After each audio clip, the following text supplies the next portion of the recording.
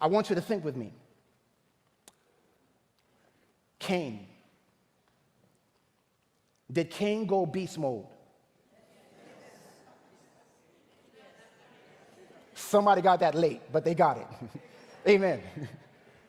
Cain went beast mode, meaning his character, the character of man who was once in the image of God, when they stepped out of the image and likeness of God, they went beast mode. Think about the flood. Were man acting more like beasts? Yeah. How many of you remember the story where Joseph was sold by his brothers? And remember what they did? They took his coat and they dipped it in blood. And remember the excuse they came up with? They said, come, let us tell our father that some wild beast has devoured. Now they thought they were lying.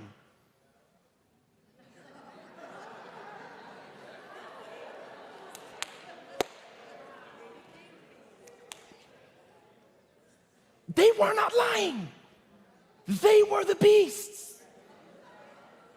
They were the ones that... How many of you follow what I'm saying? They were the beasts. They were not lying. So I want you to begin to get this now. You remember Nebuchadnezzar? Do you remember what happened to him? He became a beast. When man decides to lift himself against God, to do his own will, what God is saying is, you have gone into beast mode. Now, it becomes no wonder then that when we get to the book of Daniel, we see the kingdoms of men being described as beasts. A lion. A lion represents ferocity. A bear, it devours much flesh. A leopard, it's camouflage.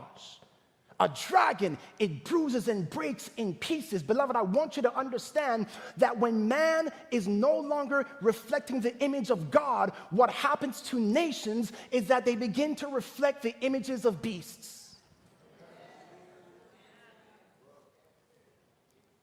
Understand what I'm saying, beloved, because I'm going to bring this home a little bit closer to us. Do you know any Christians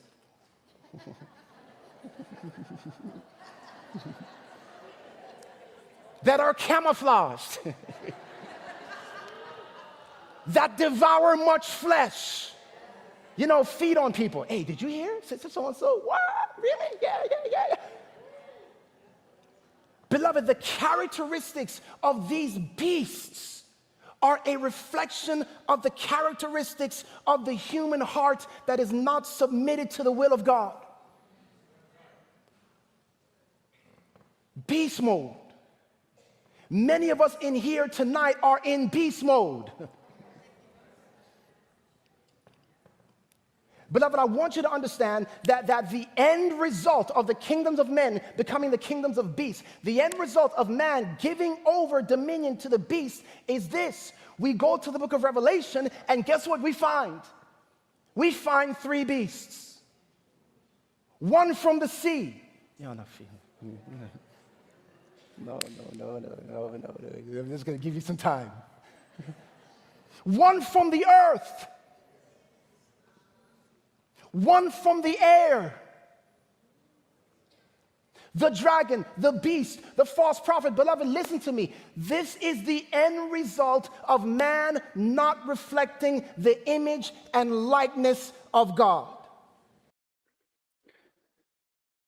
Dr. Frost. There's a lot of, I read this stuff and some real heavy hitting scholars. These things are going on. You know, Jesus is a lion. So is he a beast? Yeah. So you could push this too far, but yes, the imagery is certainly there. But Ezekiel also refers to nations as trees. Yeah. So right. So you have to be selective with those sorts of things. Yeah. But he's basically trying to put forth like a biblical theology of beasts. Yeah. He's trying to like trace it all the way from Genesis through the whole biblical narrative, all the way through to Revelation, and that there's this sort of like motif, if you will, of like a beast sort of represents, you know, what have you. But Cain, Joseph's brothers, Nebuchadnezzar, all went beast mode he says, this is why the kingdoms of Daniel are described as beasts. It's not uncommon, by the way, for Adventists to appeal to Cain and Abel for eschatological foreshadowings. So one that they love to cite, you may not know this, Genesis 4:15, where God marked Cain. I've done a lot of digging on this because I consulted a couple of Hebraists, and they basically said the phrasing there is difficult to know exactly what's being said.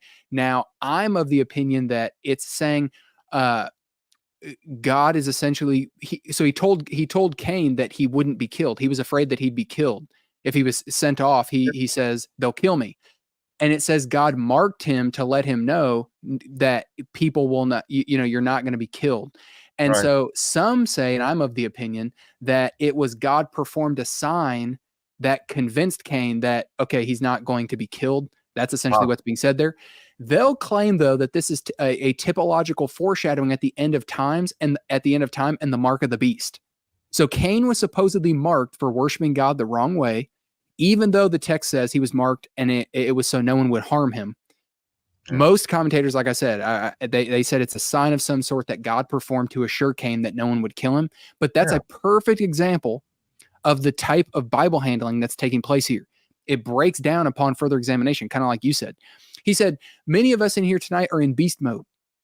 So some people in that room are in the image of God and others aren't, is basically what he's saying.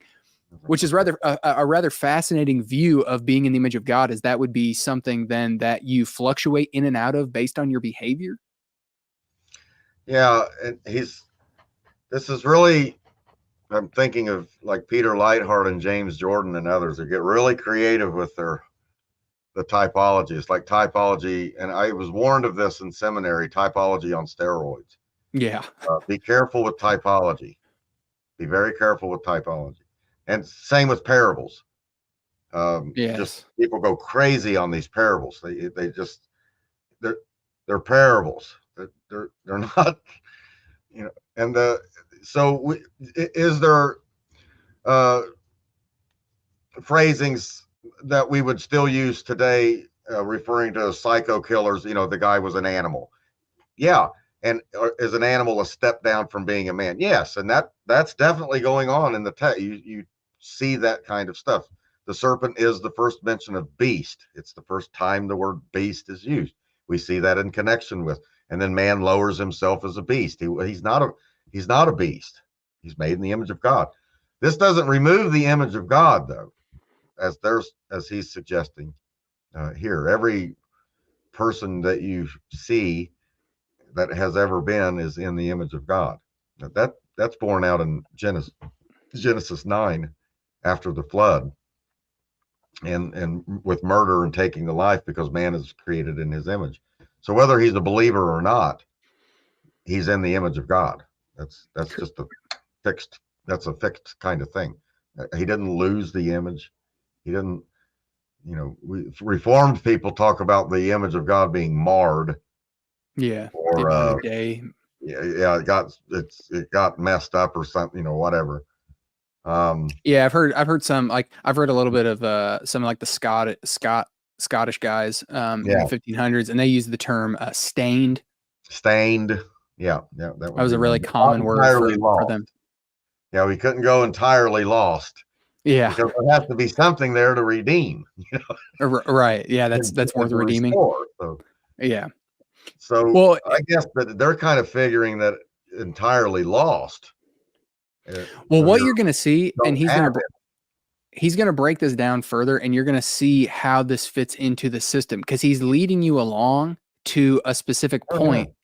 And so this is also being said within the context and system that says one has to be spotless with the identical character of Jesus to make it through the time of trouble that they think is right around the corner, which if that were actually true, like they believe, every generation of SDAs has always believed they're going to see the time of trouble. If that were true, that should terrify every single one of them.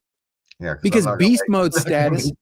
Yeah, because SDAs that are in beast mode status are not going to make it through the time of trouble, according to Ellen White, who allegedly had Jesus speaking in her writings, which is what they mean by spirit of prophecy. So now we're going to move. Add that I am getting it's starting to irritate me with his big super points that he's making, and it's starting to.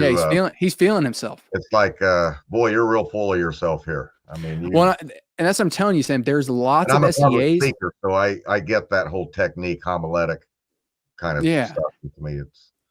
And Sam, there's a lot of SDAs that think that this is just like, oh man, this is like expositional preaching, bro. No, this he's not. Is just crushing it, because they fall for that sort of thing, the sort of thespian theatrics, the drama, the pregnant pause, all that sort of stuff.